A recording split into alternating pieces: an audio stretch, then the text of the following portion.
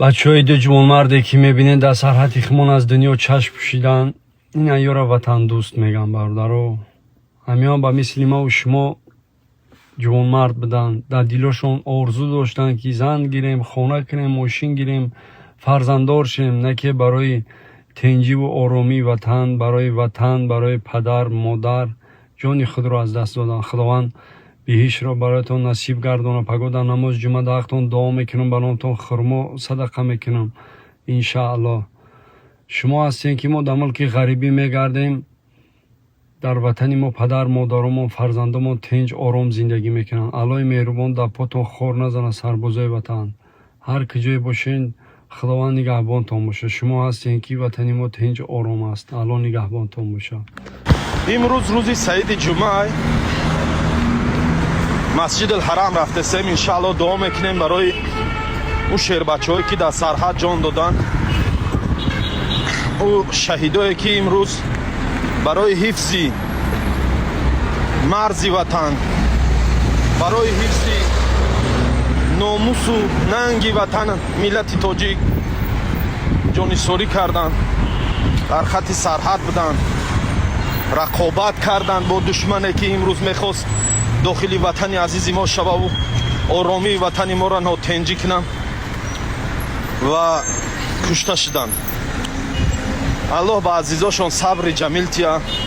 از درگاه الله تمنا داریم که شهیدی برادرها را قبول گردانه، زیرا این برادرها در برای حفظ ناموس و ننگ ملت تاجیکی ما جان دادن. یک بار تصور کنیم پروسا که اگر هوایا در خط سرحد نباشن، همین خدمتچیای وطن در خط سرحد نباشن، همین صلح وطن ما چند قدم اومده. هوایا خدمت کرده سیان که ما یه روز در غریبی ها دل ممخور رای که وطن تنج آباد کار کرده گشتیم و گفتیم گفت که ای پس بیزنس ها ای پس زندگی مونه. اگر ویا نباشن که یگان تایم آرام نمیتونیم در جای ساده. همین روز خودش بلیت میگیریم میزنیم میریم وطن. عزیزان و فرزندامون که وطن گفتیم گفت زن و فرزندامون نگاه کنیم. بیایم برای همین قگا پیزیاتی نزده دعا میکنیم براشون. اینا در روز جمعه در نماز جمعه سالگیم الله جاشون جنت و فردوس گردانه و با پدر و مادر و با نزدیکاشون و با عزیزاش الله صبر جمیل تیا و الله وطن ما رو تنج آباد نگه داره.